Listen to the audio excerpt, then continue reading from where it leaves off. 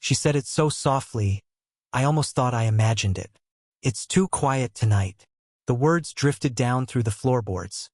Not loud, but enough to pull me from whatever I was pretending to do. I'd been sitting on the edge of my bed, headphones around my neck, staring at the half-packed box of clothes I'd been meaning to take back home for a week. She lived just above me, the lady upstairs. Her voice always came like that.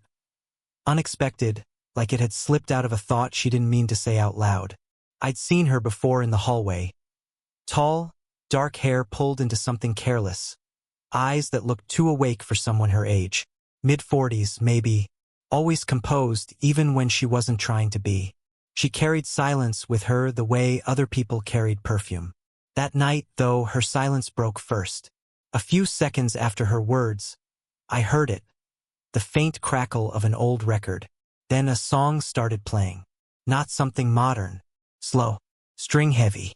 One of those songs that makes a room feel smaller, warmer. I don't know what made me go upstairs. Maybe curiosity. Maybe boredom. Or maybe it was the way her voice lingered in my head. The way she said quiet like it wasn't about sound at all. Her door was open just a little. Light spilled out into the hall, gold and soft. I knocked. She appeared after a moment, holding a glass of wine. Barefoot. Sweater slipping off one shoulder. She didn't look surprised to see me. Oh, she said, like I'd been expected. You heard that? I nodded. Yeah. The music. Her smile tilted, faint but real. I thought it might help. Nights like this feel hollow. I didn't know what to say to that, so I said the wrong thing. It's a nice song. She laughed under her breath. Quiet, but enough to reach me. That's the point. She looked past me into the hall. You can come in if you want. Unless you're busy pretending to sleep. I stepped in. The room was dim except for a lamp near the window. Books stacked on the floor. An unfinished cup of tea beside the couch. The record spun slowly on a wooden turntable. The sound filled the air, soft but close. She moved like she was used to being watched, but not used to being noticed. Every motion seemed deliberate but not performed. She gestured toward the couch. Sit. Or stand. Whatever feels safer. He said. For a while, neither of us said anything. The song played on, the rhythm steady, the kind that could pull two people toward each other without them realizing. She leaned against the window frame, sipping her wine. Her reflection in the glass looked younger than her face in the light. She caught me looking, didn't look away. Too quiet, she said again, almost to herself. I nodded. Not anymore. Something shifted then, small, invisible, but real. The kind of silence that doesn't ask to be filled, just shared. Her eyes moved to the record player, then to me, then back again. Do you dance? She asked. Not well. Good, she said. Neither do I. But she didn't move closer, didn't offer a hand, just turned the volume down slightly until the music was barely a heartbeat. For a moment, I thought she was going to say something else. Instead, she set her glass down and crossed the room, slowly, until she was near enough that I could smell her perfume. Faint, clean, like rain hitting warm stone. Her fingers brushed the back of the couch, then stopped, inches from my shoulder. I thought, she began, voice low, almost breaking on the word, that tonight would feel different. Before I could ask what she meant, a knock echoed from her door. She froze. The song kept playing. We still didn't dance. The knock at her door didn't last long. Just 2 dull raps, followed by silence. She didn't move to answer it. Probably the neighbor, she murmured, though I was the neighbor. Her voice was steady, but her hand stayed on the couch, fingers tightening on the fabric. When the hallway stayed quiet, she let out a breath and looked at me. You'd think people would leave each other alone at this hour. The record had stopped. The room felt heavier without it, like the air itself was listening. I said, You okay? She looked at me for a second longer than comfort allowed. I'm fine. Just not used to company. That was when I noticed it, the faint trace of a wedding ring's shadow on her finger. Bare skin, but the mark still there. A ghost of something she'd taken off not long ago. I shouldn't have looked that closely. She followed my gaze, then tucked her hand into her sweater pocket, pretending she didn't notice. Old habits, she said. I nodded, pretending I understood. The truth was, I knew almost nothing about her, except that she lived alone, played music late, and spoke like she was rationing words. I'd moved into the building 3 months earlier, halfway through a gap year I'd promised my parents I wouldn't waste. She was already here, quiet and composed, like someone who had learned to enjoy her own silence, until tonight. She sat on the other end of the couch, close enough that I could see the small, tired lines at the corner of her eyes. They weren't the kind you get from sadness, more like the kind you get from staying strong for too long. You live alone? I asked. Mostly. She tilted her head slightly, a wry smile that didn't last. Sometimes that's easier. I nodded. Easier than what? Than having to explain yourself all the time. Her answer stayed with me. There was a soft hum in the distance, the city's late-night quiet, punctuated by the radiator's slow breathing. She leaned back, shoulders relaxing just enough that her knee brushed mine. She didn't move it away. I tried not to notice how close she was, how the scent of her perfume seemed warmer now. My throat felt dry. You ever get used to it? Used to what? Being alone. She thought about it. You don't get used to it, she said finally. You just stop fighting it. That landed harder than I expected. I didn't know why, but something in her voice made me want to argue. Not with her words, but with the idea of them. You don't seem like someone who's stopped fighting anything. She turned toward me, and for the first time, smiled in a way that reached her eyes. You shouldn't say things like that. Why not? Because you'll start believing them. The air between us thickened, quiet but alive. She reached out to take the empty glass from the table, her fingers brushing mine. A brief, accidental touch that neither of us acknowledged, yet neither of us pulled away from. Her hand lingered there, warm and deliberate now. Thank you, she said softly, though I hadn't done anything, and then she stood, moving toward the turntable, her back to me. The record clicked as she reset it, and the same slow song began again. Only this time she didn't turn it down. The music filled the room like a confession. I watched her from the couch, the faint tremor in her shoulders, the way her fingers hesitated over the needle, as if she wasn't sure whether to let the moment play out or stop it before it began. She looked over her shoulder, half a smile, half a question. Still too quiet? I asked. She shook her head. No, she said. Not anymore. But her voice trembled just enough to make me wonder if she believed it. The next night, I heard her music again. Same song, same slow rhythm, but quieter, like she wanted it only for herself. I told myself I wouldn't go up there. I'd already crossed enough lines just by standing in her living room, just by memorizing the sound of her laugh. But when the pipes creaked above me and her voice drifted down, humming soft and off-key, I was already on the stairs before I could stop. This time, her door was wide open. She stood by the window in a loose t-shirt and jeans, her hair still damp. She turned when she heard my steps. You again, she said, not unkindly.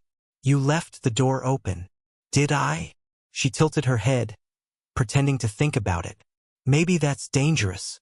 I smiled. Maybe. She crossed her arms, watching me. You shouldn't be here. I know. We both waited for the other to move first. A phone buzzed on her counter, lighting up with a message she didn't check. The name on the screen flashed once before it went dark again. David. She saw me glance. Ex-husband, she said flatly before I could ask. He still thinks I owe him answers. I'm sorry. Don't be. She walked toward the counter, picked up the phone, and set it face down. He calls when he's lonely. That's all. The silence stretched thin. Outside, the rain had started, tapping against the glass in uneven bursts. Do you want me to go? I asked. She looked at me for a long moment, then shook her head. No. Just don't look at me like that. Like what? Like you know something I don't. I almost laughed, but her eyes stopped me. She was close enough now that I could see the tiny scar on her lip, the faint tremor in her jaw when she tried to hold still. I don't know anything, I said quietly. Good, she whispered, though she didn't sound convinced. Her fingers brushed my sleeve, then rested there. Not holding, not letting go. The warmth of her touch felt louder than the rain. We stood like that, a breath apart. Then footsteps echoed from the hallway outside. Heavy, unhurried.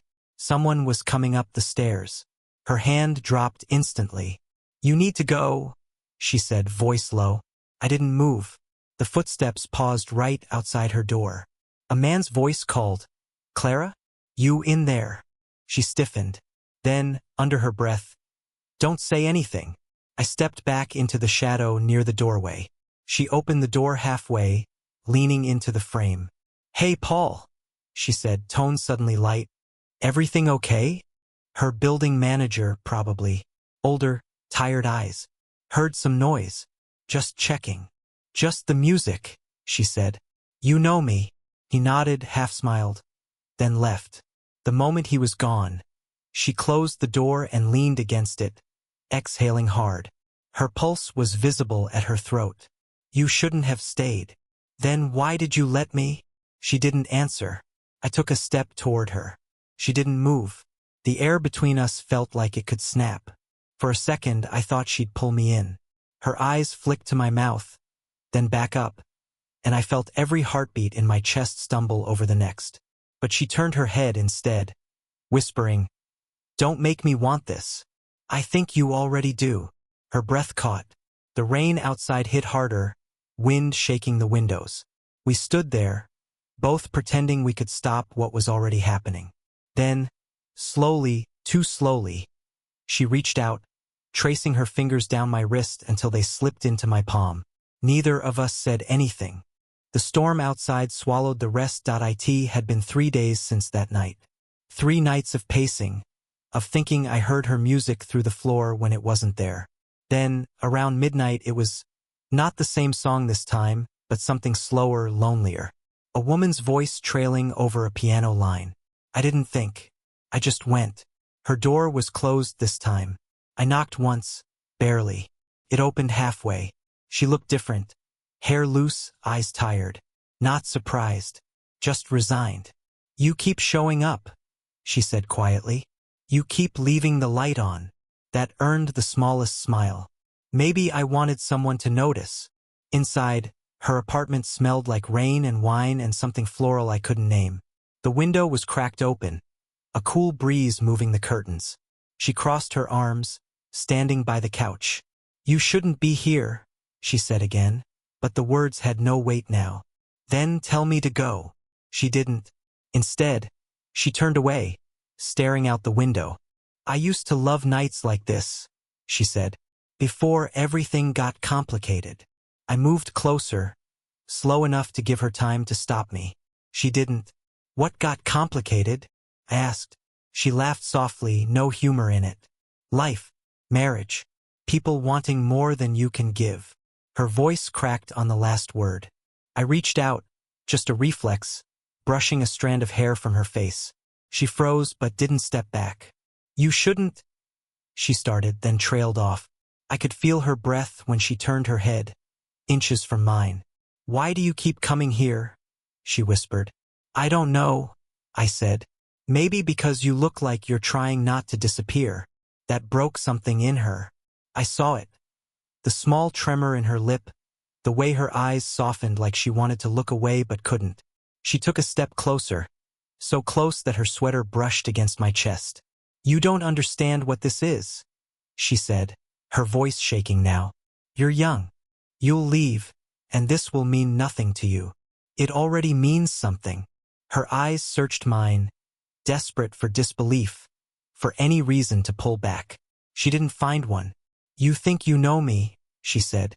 I know how you look when you're pretending not to feel something.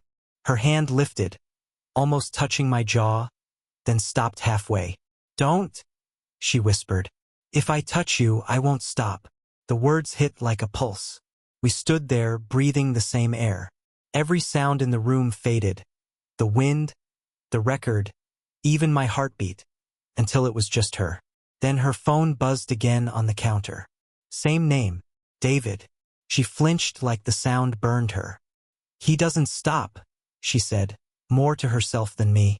I reached out, turning the phone face down. "Then don't answer." She looked up at me. Really looked, and for a second, I thought she'd laugh or cry or both. Instead, she whispered, "You make it too easy to forget who I'm supposed to be." And then she leaned in. Not enough to kiss, but enough that her lips brushed the edge of my throat when she spoke next. "I don't know if I can stop this," she said. My hand found the small of her back, her breath caught, and the world tilted. And just as her eyes closed, just as everything else disappeared, the knock came again. Louder this time. Her name. Sharp. Through the door. "Clara!" We both froze, inches from the point of no return. The voice outside the door wasn't the building manager this time. It was younger, sharper. "Clara?" She went still. The color drained from her face. I stepped back instinctively, trying to read her expression. But she wasn't looking at me. She was looking at the door. At something or someone she clearly hadn't planned for. She whispered, "Stay quiet." The knock came again, impatient now. "I saw your light on." Her hand went to the doorknob, then hesitated. She turned toward me, voice barely audible. "You have to stay out of sight." "Who is it?" I asked. "My son," she said. The words landed like a slap. I froze. "You're what?" She gave me a look. Pleading, tired, terrified, then opened the door halfway. A tall guy in his early 20s stood in the hall, wet from the rain, holding a jacket and a backpack. His voice softened the moment he saw her. "Didn't mean to scare you. Thought I'd surprise you." "You did," she said, forcing a smile that didn't touch her eyes. "What are you doing here?" "Got rained out of the drive back. Figured I'd crash here." He stepped inside, brushing past her. Close enough that his shoulder almost touched mine. Hidden in the shadow near the hallway. I held still, every muscle in my body locked. Clara managed to guide him toward the kitchen, her voice tight, small talk tumbling out in fragments. "There's soup. You hungry? Towels are in the bathroom. You can..." He cut her off. "You okay, Mom? You sound weird." "Just tired," she said too quickly. He turned his head, frowning. "Were you talking to someone?" "No," she said. "The radio was on." He shrugged, still suspicious, then disappeared into the bathroom. The moment the door shut, she pressed her palms to her face. Her breath came uneven, ragged. I stepped out of the corner. "You didn't tell me?" "I didn't think I had to," she snapped, whispering. "You weren't supposed to be here." The anger in her voice wasn't aimed at me, not really. It was fear twisted tight. She leaned against the wall, her hands trembling. "He can't find out. You understand that?" "I didn't." "I know you didn't," she said, softer now. "But he's all I have left that still thinks I'm good." Her voice broke on the word. I wanted to say something, anything, but the sight of her, standing there with tears she wouldn't let fall, stripped the air from my lungs. I reached out without thinking, brushing my thumb along her wrist. She didn't pull away. She just closed her eyes. "He's grown," I whispered. "He's not a kid. He'd understand." Her head moved in a slow, trembling no. "He'd never look at me the same." She turned her face toward me then, inches away, her breath warm against my cheek. "You shouldn't be here," she said again. But her hand rose to my chest, fingers pressing lightly, not to push me away, just to feel something steady. "Then tell me to go," I said. She opened her mouth, but no words came out. Instead, she leaned in, forehead against mine, whispering, "Don't make me choose." The bathroom door handle turned. She stepped back fast, brushing past me. Voice suddenly steady as she called out, "You want tea?" Her son answered something I didn't catch. But when she glanced back, just once, her eyes told me everything. Whatever this was, it had crossed a line neither of us could step back from. The rain hadn't stopped. Fell harder, as if the sky was trying to drown the night. Her son had gone to sleep an hour ago. His door closed, the steady hum of the shower long gone. The apartment had gone still again, too still. Clara stood by the window, one hand on the glass. Her reflection looked older, worn, yet still impossibly composed. I stood a few feet behind her, waiting for her to say something. Anything. "You should go," she said finally, voice quiet but steady. "I know." But I didn't move. She turned halfway, her silhouette caught in the streetlight. "He'll wake early. He always does. You can't be here when he does. I'll leave before that." "That's not what I meant." Her tone carried something final, but her eyes didn't. They looked like someone standing at the edge of a cliff, too afraid to jump, too tired to turn back. "I didn't lie to you," she said suddenly. "I just didn't tell you everything." I nodded. "You didn't owe me anything." "Don't say that," she said sharply. "I did. You walked in here and saw me at my worst. You saw things no one's supposed to see. I wanted to." Her breath caught. "You shouldn't have." I took a step closer. "But I did." She laughed once, short, bitter. "You don't even know what you want." "I know what this feels like," I said. "And it's not nothing." She shook her head. "You think wanting me is brave, but it's not. It's cruel. To me. To you." The words stung, but she was shaking now, hands gripping the windowsill, trying to hold herself still. I reached out, gently covering her hand with mine. She didn't pull away. "Not this time." "You're not cruel," I said. She turned to face me fully then, close enough that I could see every flicker of conflict in her eyes. "I can't do this," she whispered. "You already are."